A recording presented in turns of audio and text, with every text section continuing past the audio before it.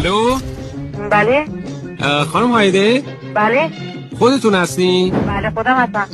خانم خیلی خوشحالیم که صدای شما رو میشنویم، خیلی زیاد. خیلی متشکرم. اول بذارین فرارسیدن نوروز رو بهتون تبریک بگم.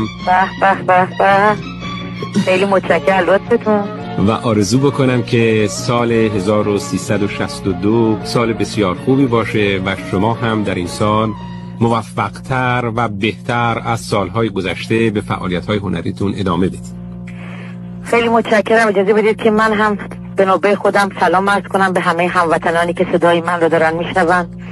من به قدری الان حالتم واقعا دگرگون شده که از این طریق میتونم با همه ایرانی هایی که سالها ازشون دور هستم ولی همیشه حسشون کردم و همیشه اگر هر کاری کردم با صدا با آوازم برای این بوده که به یاد اون هموطنان عزیزم، به یاد خاک عزیز ایرانم. خانم هایده، من میدونم که در مورد عید شما آهنگ‌های متعددی تا حالا خوندید.